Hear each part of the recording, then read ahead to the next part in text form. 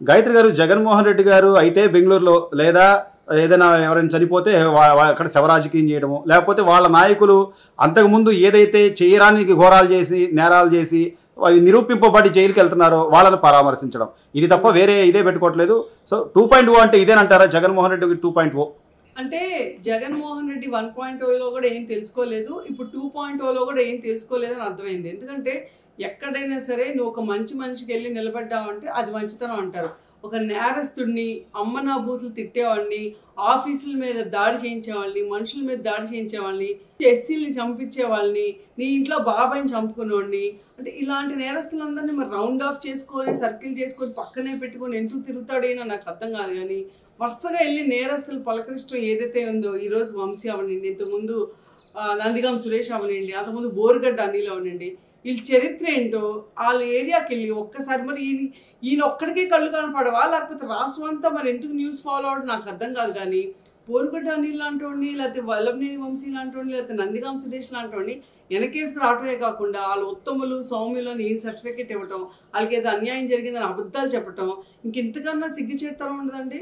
కొంచెమైనా నేర్చుకోవాలిగా, మనం ఎందుకు ఓడిపోయాం, మనకి ఎందుకు 11 సీట్లే వచ్చినాయి అని చెప్పి దాని నుంచి కొంచెమైనా నేర్చుకోవాలిగా. ప్రెస్ మీట్ పెట్టాడు అవినాష్ మీద, నేను through out the press meet చూస్తున్నాను, ఒక్కసారైనా సరే భువనేశ్వరి గారి గురించి మాట్లాడటం తప్పు చేశాడు అని ఒక మాట అంటాడేమని సచ్చినాను అట్లా.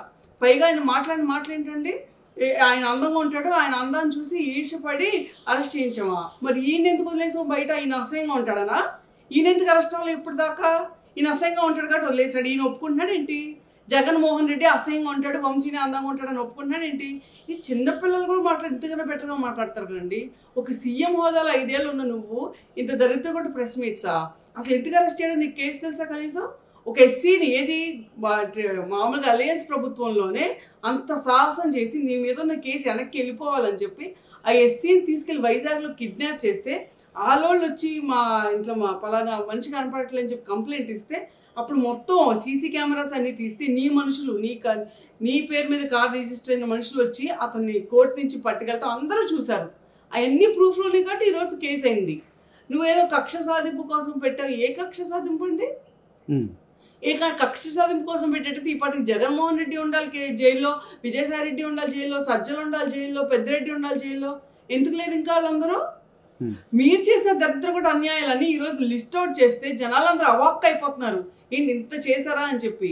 కేవలం ఆ రిషికొండ మీద నువ్వు ఎవరి పర్మిషన్ లేకుండా 500 కోట్లు పెట్టి ప్యాలెస్ కట్టుకున్నందుకు ప్రజలందరూ నీకు ఎలాంటి శిక్ష చేయాలి ఈరోజు, ప్రజల సొమ్మంతా నాశనం చేసినందుకు. ఇంకా ఆయనకి ఎప్పటికీ బుద్ధి రాదని మళ్ళీ ప్రూవ్ చేస్తున్నాడు. ఒక నాయకుడిగా లేకపోతే వాళ్ళ తరపు నాయకులకి ఏదో భరోసా ఇవ్వాలంటే మనం న్యాయ పోరాటం చేద్దాం, మన పక్షాన్ని న్యాయం ఉంటుంది ఇది చెప్పాలి. అంతేగాని అక్కడికి వెళ్ళి అధికారులను బెదిరించడం, మీరు ఎక్కడున్నా సరే మీరు సప్త సముద్రాల అవతలన్నా కూడా తీసుకొచ్చి బట్టలు ఉప్పదీసి నిలబెడతా, అసలు ఏంటి మేడం ఈ బెదిరింపులు ఏంటి, లేకపోతే ఆయన ఆ వార్నింగ్లు ఏంటి, అంటే దీన్ని ఎలా చూడాలి? కేవలం ఒక రెచ్చగొట్టే ధోరణి అంటారా, లేకపోతే మేమేం చేసినా ఎవడో ఏం చేయలేడనే ధోరణి అంటారా? ఏమోనండి, నాకు నమ్మకం ఉంది. ఎందుకంటే జగన్మోహన్ రెడ్డి అనే మూర్ఖుడు సుధాకర్ గారు, డాక్టర్ సుధాకర్ అని ఆయన ఒక మాస్క్ అడిగినందుకు, కరోనాలో మాస్క్ అడిగిన డాక్టర్లకి మాస్కులు లేవు మేము ట్రీట్మెంట్ చేయలేము అని చెప్పి అన్నందుకు ఆయనకి నేను చూసాను, ఆయనకి గుండు కొట్టి బట్టలు ఇప్పు తీసి పాపం నడి రోడ్డు మీద అవమానం చేస్తే ఆయన ఆత్మహత్య చేసుకున్నారు. ఇది అందరికీ తెలిసిందేగా. అలా చేసిన అతను ఏదైనా చేయగలడు. ఇప్పుడు మనం ఫస్ట్ వర్షంలో చూసినప్పుడు అన్ని అన్యాయాలు అంత అరాచకాలు చేసినవాడు రేపొద్దున ఈ 5 ఏళ్ళు ఖాళీగా ఉంటే ఇంకెంత పిచ్చెక్కిద్దో. ఇప్పుడు లండన్ వెళ్ళి సరిగ్గా మందులు వేసుకుంటున్నాడు లేదు నాకు తెలియదు, కానీ ఆ మనిషిలో ఒక తెలియని సైకోతనం అప్పుడు ఉంది, ఇప్పుడు ఇంకా ఎక్కువ ఇది 5 ఏళ్ళు ఖాళీగా ఉంటాడు కాబట్టి. ఆయన ఎప్పటికీ రాడు, వస్తే కనుక నిజంగానే ఆయన చేస్తాడు అంటే నేనైతే నమ్ముతాను. ఎందుకంటే అలాంటి మనిషి మృగం లాంటి ఆలోచనలు ఉండే మనిషి. మామూలుగా అయితే ఏ లీటర్ అయినా మాట్లాడుతాండి అలాగా, పోలీసులు గొడ్డలిప్పు తీసి కొడతాను అని ఎవడండి మాట్లాడేది? బయటకు వచ్చి ఇప్పుడు ఒక సామాన్యుడు వచ్చి అదే మాట మాట్లాడితే పోలీసులు ఊరుకుంటారండి? చెప్పు తీసుకుని కొడతాయి కోర్టులు. ఇలాంటి మాటలు మాట్లాడతావా అంత గౌరవంగా ఉండాల్సిన పోలీసుల గురించి అని చెప్పి గొడ్డలిప్పు తీసి కొడతానేంటి? మరి దీని మీద అసలు కేసు అవ్వాలి ఈ పాటికి. ఈయన వెళ్ళి జైల్లో ఉండాలిగా, నువ్వు పోలీస్ వ్యవస్థ గురించి మాట్లాడతావు, పోలీసులకి వార్నింగ్ ఇస్తావా నీ గొడ్డలికి తీసుకొడతానని చెప్పి. అంటే వీళ్ళకి అలవాటేనండి, వీళ్ళు ప్రభుత్వంలో ఉన్నప్పుడు కూడా కోర్టుల మీద పడి ఏడ్చారు, జడ్జిల మీద పడి ఏడ్చారు. అసలు జడ్జిలను అయితే సోషల్ మీడియాలో అమ్మనా బూతులు తిట్టారు. వీళ్ళకి సంస్థలన్నా లేకపోతే పోలీసులన్నా ఏదన్నా సరే గౌరవం లేకపోవటం పక్కన పెడితే అధికార మతం ఎక్కి మేము ఏమైనా చేస్తాం, మా కాళ్ళ కింద తొక్కుతాం అనుకునే మనస్తత్వం జగన్మోహన్ రెడ్డిది, ఆ వైసీపీ పార్టీ. కానీ పదే పదే నా ఎస్సీ, నా బీసీ, నా అని మాట్లాడే ఈయన మీరు అన్నట్టుగా గతంలో ఒక డ్రైవర్ ఎమ్మెల్సీ అనంతబాబు అతను హత్య చేసి డోర్ డెలివరీ చేసిన వ్యక్తిని తీసుకొచ్చి పక్కన కూర్చోబెట్టుకుంటాడు. అలాగే ఈ రోజున ఒక ఎస్సీ సోదరుడు గన్నవరంలో అతను ప్రత్యక్ష సాక్షి ఆ ఆఫీస్ కార్యాలయం తగలబెట్టినప్పుడు అతను చెప్తానికి ఆ రోజున అతని కేసులో ప్రధాన ఇదిగా ఉన్న వ్యక్తిని తీసుకెళ్లి హింసిస్తే ఆ హింసించిన వాళ్ళకి వెళ్ళి ఇప్పుడు ఈ రోజు నేను ఉన్నాను భరోసా ఇస్తాడు. మరి ఈ ఎస్సీ సోదరులు ఇప్పటికైనా ఆలోచిస్తారా అంటున్నా. ఏమంటే ఆయనకి ఎప్పుడు మరి ఏంటో ఆ ఎస్సీలనే వాడుకోవాలి. ఇప్పుడు కోడికత్తి డ్రామా అప్పుడు కూడా అతను ఎస్సీనే.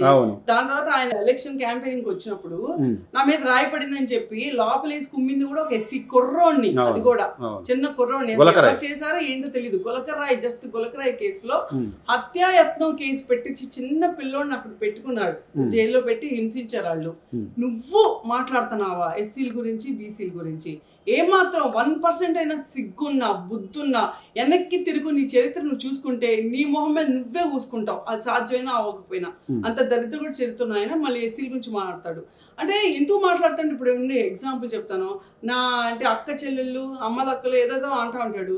కట్ చేస్తే వెనక్కి తిరిగి చూస్తే రియాలిటీ చూస్తే సొంత చెల్లి కూడా ఆస్తి ఇవ్వకుండా పక్కకు నెట్టేసావు. ఈ రోజు ఆవిడ వచ్చి బయటకు వచ్చి ప్రెస్ మీట్లు పెట్టి నేను అమ్మ నా బూతులు ఎడుతుంది, ఇది నీకోసం తిరిగిన చెల్లి అంటే. ఆయన మాటలకి ఎంత వ్యాలిడిటీ ఉందని చెప్తున్నా, క్రెడిబిలిటీ ఎంత ఉందని చెప్తున్నా అంతే. చివరిగా గాయత్రి గారు, ఏదైతే వంశీ గారి భార్య ప్రెస్ మీట్లలో ఆవిడ నాకు అన్యాయం జరుగుతుంది, నేను ఒక సాటి మహిళని, నాకు న్యాయం చేయండి అని చెప్పి ఆవిడ ప్రశ్నిస్తున్నప్పుడు, ఆయన అభ్యర్థిస్తున్నప్పుడు, గతంలో అదే వంశీ గారు ఒక అంటే ఆయన బీఫామ్ ఇచ్చి లేకపోతే పార్టీలో ప్రాముఖ్యత ఇచ్చి గెలిపించుకొని ఇంత చేసిన ఒక వ్యక్తి భార్యను తోలనాడుతున్నప్పుడు కనీసం తోటి మహిళగా ఆ రోజున ఆవిడ కన్సర్న్ అంటే ఆవిడ గురించి నేను కమెంట్ చేయను. ఎవరి హస్బెండ్ గురించి అలా మాడుకోవడం తప్పలేదు అమ్మ. కానీ మీకు ఒక సలహా ఇస్తానమ్మా. మీ ఆయన చేసిన కృత్యాల వల్ల పట్టాభి గారిని ఆ రోజు మా ఆఫీస్ ధ్వంసం చేయటమే కాకుండా పట్టాభి గారు ఎక్కడున్నారో కూడా తెలియకుండా పోలీస్ వ్యవస్థను వాడుకొని ఆయన్ని ఆల్మోస్ట్ ఏదన్నా చేసేస్తారేమో అని ఒక భయాందోళనకి వాళ్ళ వైఫ్ వెళ్ళిపోయి కూర్చొని వాళ్ళ ఇంటి ముందు కూర్చొని ఎంత రోధిచ్చిందో ఒక్కసారి మీకు వీడియోస్, మీ నెంబర్ ఉంటే మేమందరం మీకు వీడియోస్ పంపిస్తామమ్మా. మీ ఆయన మాట్లాడిన మాటలు, మీ ఆయన చేసిన ఆకృత్యాలు ఎంతమంది ఆడవాళ్ళకి శోభ పెట్టారో, ఈ రాష్ట్రంలో ప్రతి ఆడవాళ్ళు సిగ్గుపడేలాగా ఎలా అసెంబ్లీలో మాట్లాడాడో ప్రతిదీ పంపిస్తాం. మరి వాళ్ళందరికీ ఒక్కసారి నువ్వు ఏ న్యాయం చెప్తావో చెప్పాక అప్పుడు ఈ మాటలని చెప్పు. మా ఆయన ఉత్తముడు, అమాయకుడు అని చెప్పి నమ్మేవాళ్ళు ఎవరైనా చెవులో పూలు పెట్టుకోవాలంటే నమ్ముతారు అంతే.